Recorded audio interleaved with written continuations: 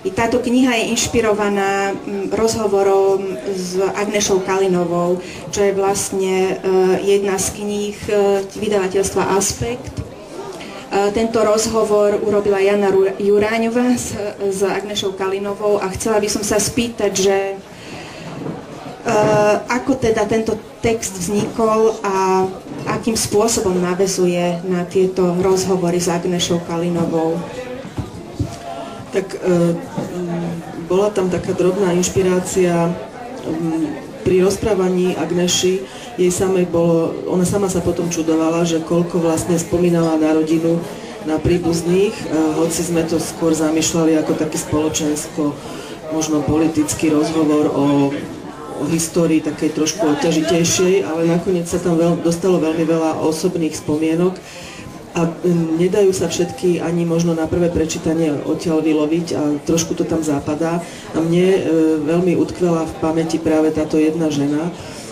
Bola to jej sesternica zhodou okolností a ja som jej to aj hovorila, že ma to tak veľmi dojíma príbeh tejto ženy a ona mi povedala, že existuje obraz.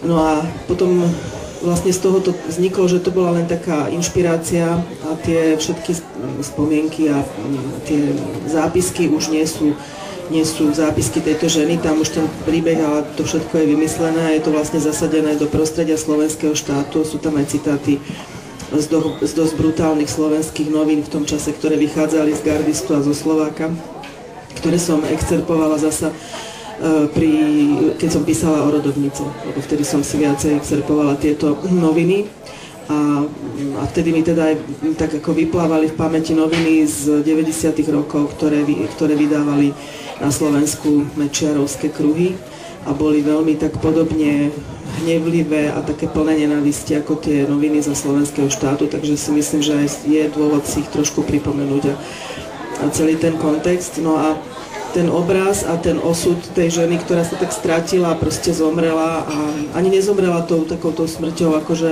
v lágri, ale zomrela v tom celom kolotoči a výrvare vojnovom a vlastne zomrela pomerne mladá, tak to je naozaj taká ako keby zasunutá spomienka na mnoho tých ľudí, ktorých si už ani nikto asi nepamätá, že už ani nemá nikoho, kto by si ich pamätal. Takže ten prvý impuls je z tejto knižky Mojich 7 životov. Ja som sa potom aj Agneše pýtala, že či to môžem a ona bola veľmi rada, bola taká akože potešená, aj mi potom ten obraz poslala, reprodukciu. Aj som teda nadviazala kontakt s rodinou tej mŕtvej a vedia, že tá kniha vyšla, žijú v Amerike. Takže.